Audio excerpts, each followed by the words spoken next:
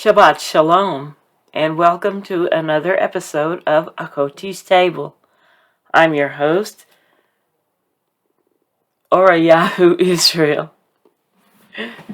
I trust that everybody is doing well on this Shabbat Hagadol, the Shabbat before Passover. I'm going to start reading. We're still in the book of wisdom, and I'm going to start reading at chapter 13. And the title of this is Digression on False Worship. The category A is nature worship. Get a drink of water here.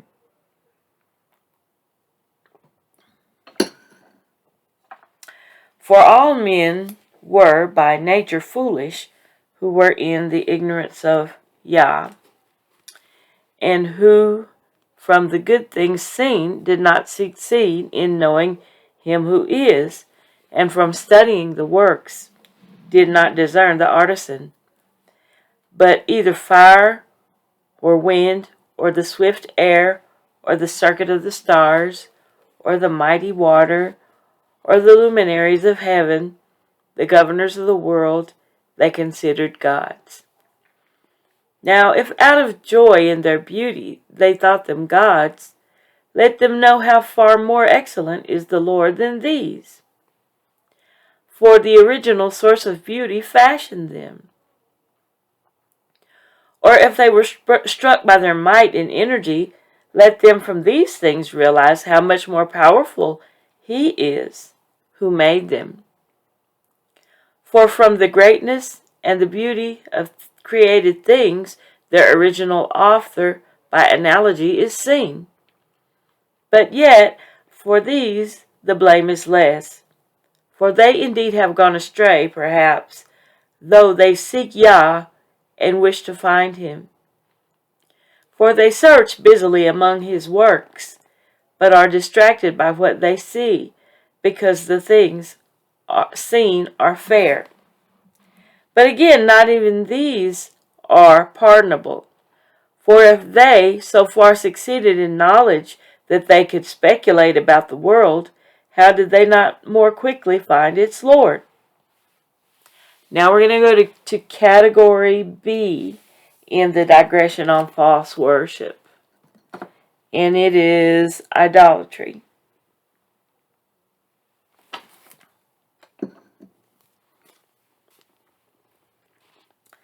The book of Wisdom, chapter 13, verse 10.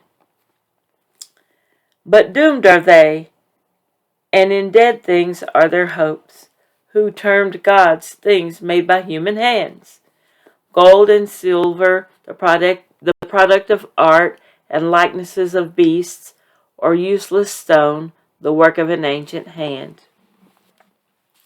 The carpenter and wooden idols. Verse 11.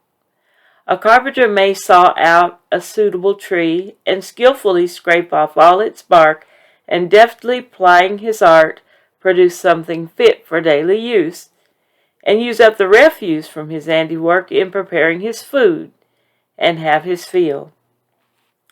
Then the good-for-nothing refuse from these remnants, crooked wood grown full of knots, he takes and carves to occupy his spare time.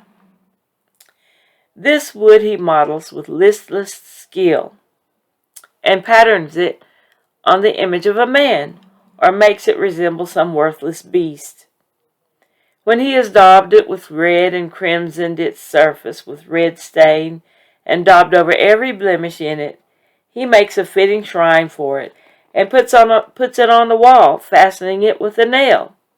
Thus, lest it fall down, he provides for it, knowing that it cannot help itself, for truly it is an image and needs help.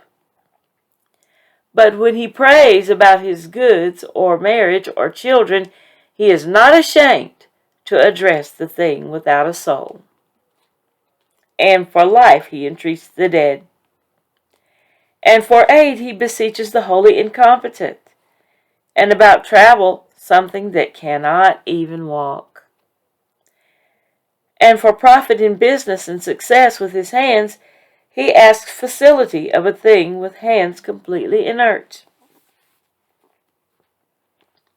Chapter 14, verse 1. Again, one preparing for a voyage, and about to traverse the wild waves, cries out to wood more unsound than the boat that bears him. For the urge of prophets devised this ladder, and wisdom the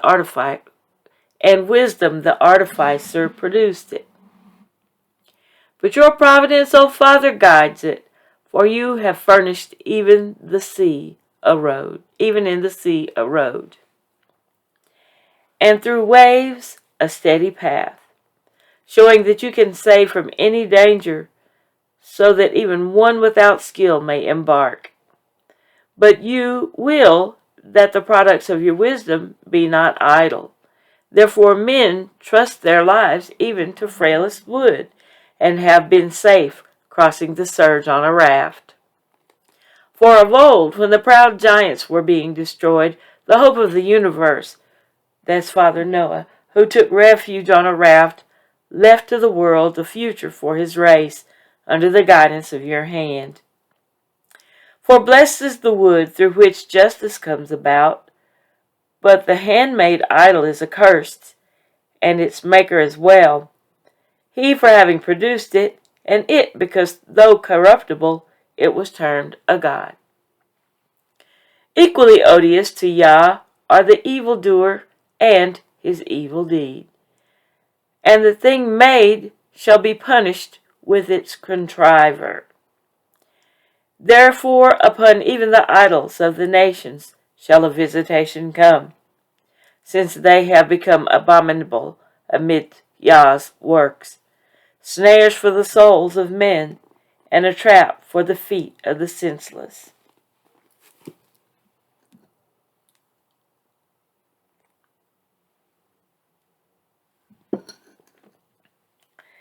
The next heading is the origin and evils of idolatry. The Book of Wisdom, chapter 14, verse 12. For the source of wantonness is the devising of idols, and their invention was a corruption of life. For in the beginning they were not, nor shall they continue forever. For by the vanity of men they came into the world, and therefore a sudden end is devised for them. For a father afflicted with untimely mourning made an image of the child, so quickly taken from him, and now honored as a god what was formerly a dead man, and handed down to his subjects mysteries and sacrifices. Then in time the impious practice gained strength and was observed as law, and graven things were worshipped by princely decrees.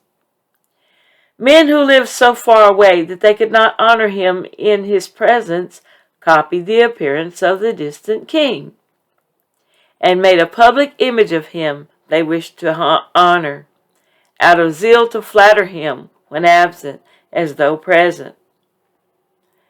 And to promote this observance among those to whom it was strange, the artisan's ambition provided a stimulus, for he, mayhap in his determination to please the ruler, labored over the likeness to the best of his skill, and the masses, drawn by the charm of the workmanship, soon thought he should be worshipped who shortly before was honored as a man. And this became a snare for mankind, that men enslaved to either grief or tyranny conferred the incommunicable name on stocks and stones. Then it was not enough for them to err in their knowledge of Yah, but even though they live in a great war of ignorance, they call such evils peace. For while they celebrate either child-slaying sacrifices, or clandestine mysteries, or frenzied carousals in unheard-of rites, they no longer safeguard either lives or pure wedlock, but each either waylays and kills his neighbor or aggrieves him by adultery. And all is confusion, blood and murder, theft and guile, corruption, faithlessness, turmoil, perjury, disturbance of good men, neglect of gratitude, besmirching of souls, unnatural lust, disorder in marriage, adultery, and shamelessness. For the worship of infamous idols is the reason and source of extremity of all evil. For they either go mad with enjoyment, or prophesy lies, or live lawlessly, or lightly forswear themselves. For as their trust is in soulless idols, they expect no harm when they have sworn falsely. But on both counts shall justice overtake them, because they thought ill of Yah and devoted themselves to idols, and because they deliberately swore false oaths, despising piety. For not in the might of those that are sworn by, but the retribution of sinners ever follows upon the transgression of the wicked. Chapter 15. But you, our God, are good and true, slow to anger, and governing all with mercy. For even when we sin, we are yours, and know your might. But we will not sin, knowing that we belong to you. For to know you well is complete justice, and to know your might is the root of immortality. For neither did the evil creation of men's fancy deceive us, nor the fruitless labor of painters, a form smeared with various colors, the sight of which arouses yearning in the senseless man, till he longs for the inanimate form of a dead image. Lovers of evil things and worthy of such hopes are they who make them and long for them and worship them.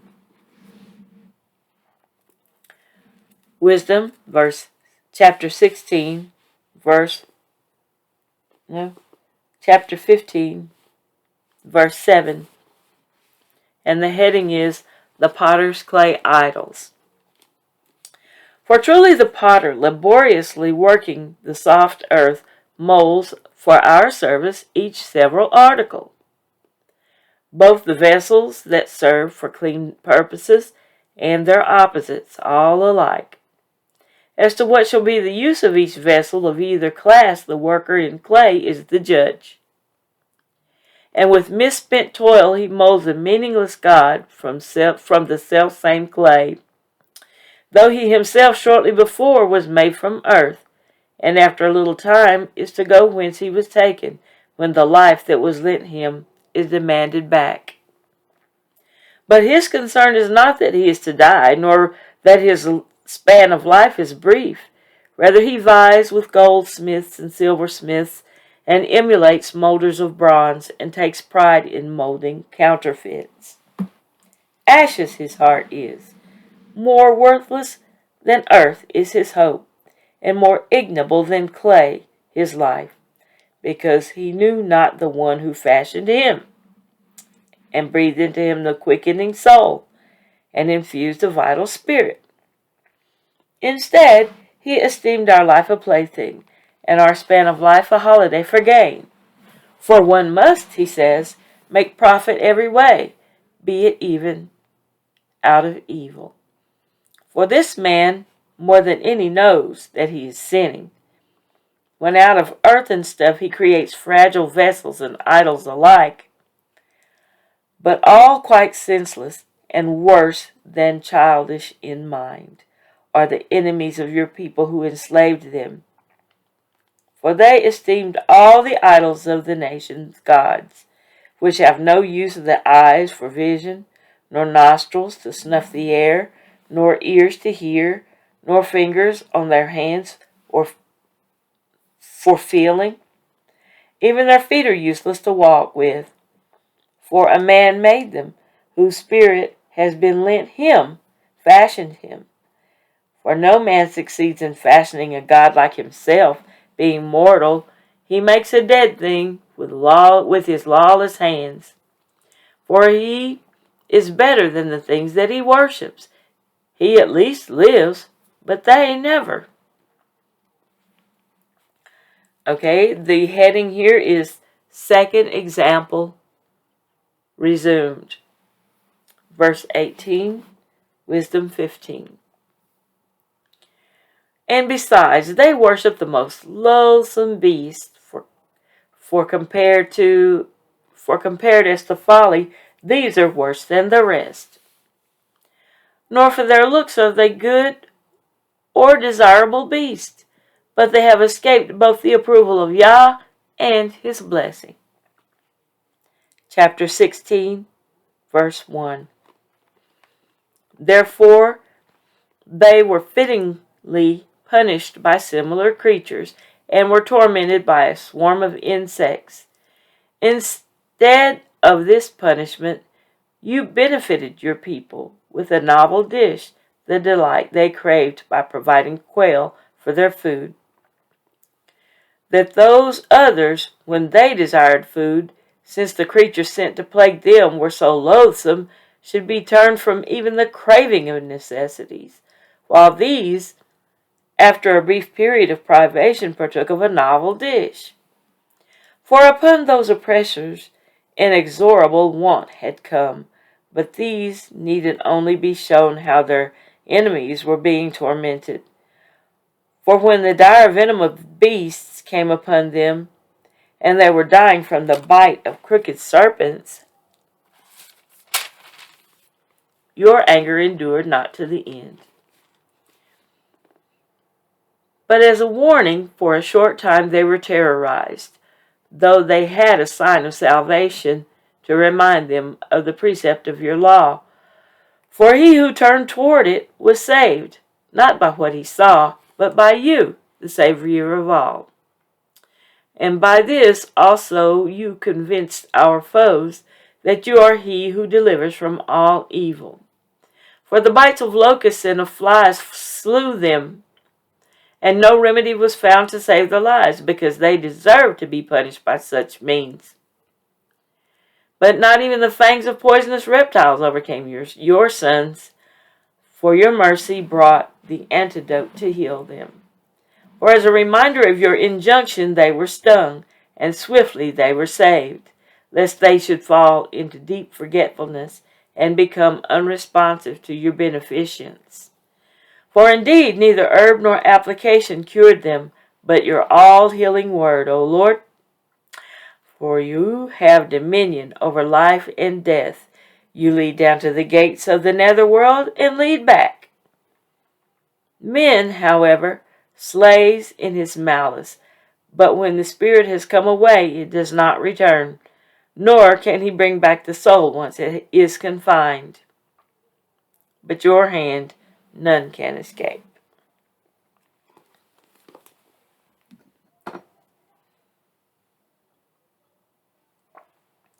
So I have read to the third example. The next heading is called Third Example, a rain of manna for Israel instead of the plague of storms.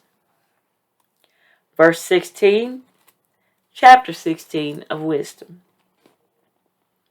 For the wicked who refused to know you were punished by the might of your arm, pursued by unwanted rains and hailstorms and unremitted downpours, and consumed by fires. For against all expectation in water which quenches anything, the fire grew more active. For the universe fights on behalf of the just. For now the flame was tempered, so that the beasts might not be burnt up that were sent upon the wicked, but that these might see and know they were struck by the judgment of Yah. And again, even in the water, fire blazed beyond its strength, so as to consume the produce of the wicked land. Instead of this, you nourished your people with food of angels, and furnished them with bread from heaven, ready to hand, untoiled for, endowed with all delights, and conforming to every taste. For this substance of yours revealed your sweetness towards your children, and serving the desire of him who received it was blended for whatever flavor each one wished. Yet snow and ice withstood fire and were not melted, that they might know that their enemies' fruits were consumed by a fire that blazed in the hail and flashed lightning in the rain. But this fire again, that the just might be nourished, forgot even its proper strength. For your creation, serving you, its maker, grows tense for punishment against the wicked, but is relaxed in benefit to those who trust in you.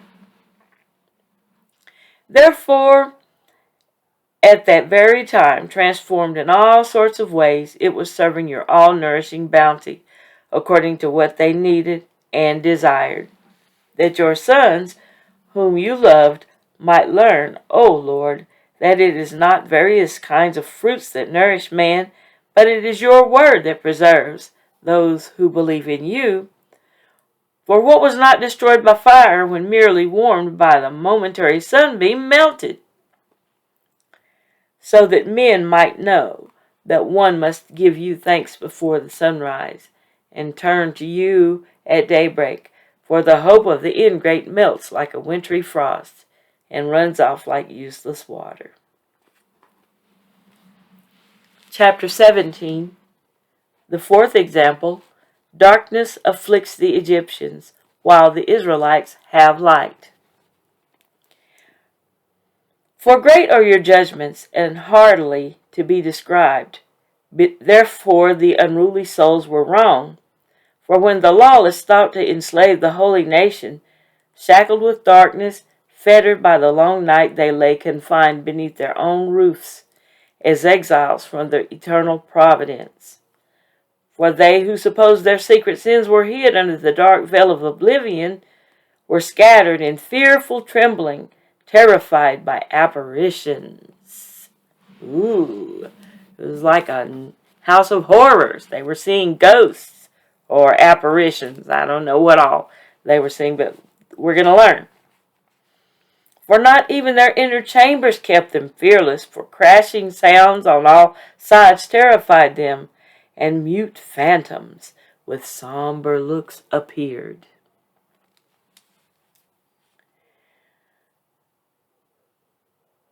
No force, even of fire, was able to give light, nor did the flaming brilliance of the stars succeed in lighting up that gloomy night.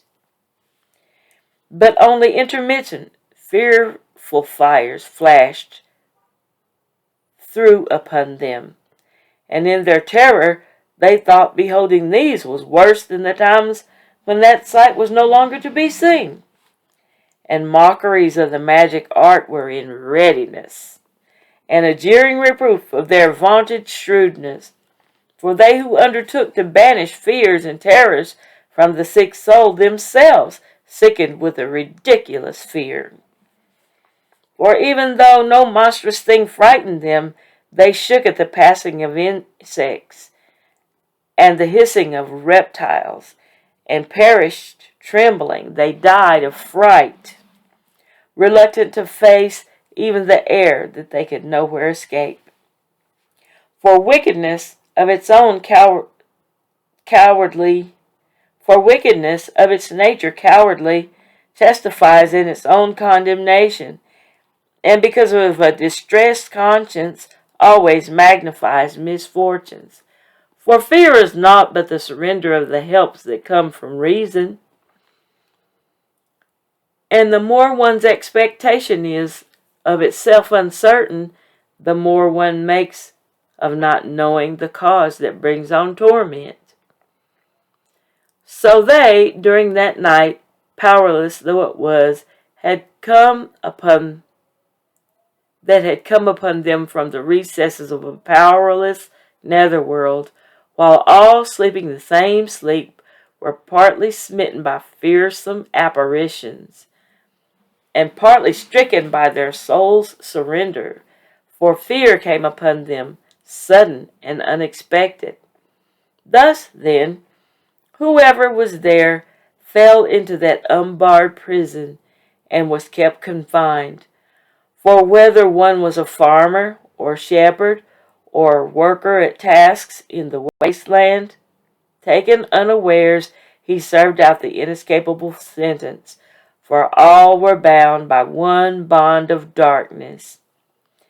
And were it only the whistling wind, or the melodious song of birds in the spreading branches, or the steady sound of rushing water, or the crude crash of overthrown rocks, or the unseen gallop of bounding animals, or the roaring cry of the fiercest beasts, or an echo sounding from the hollow of the hills.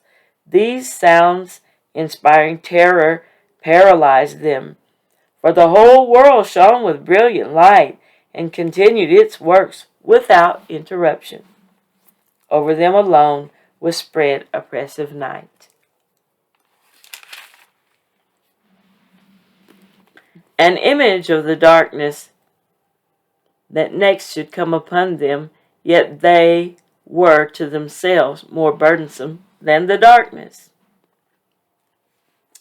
Okay, I've read to verse 18, all of verse 17, and Lord willing, in the next episode I will begin at chapter 18 and read on. I think there's only 2 more chapters. Yes, so we will start another episode to read the last 2 chapters. I hope that you enjoyed and found meaning in this reading. May the blessings of Messiah rest on all who look forward to his return. Shalom.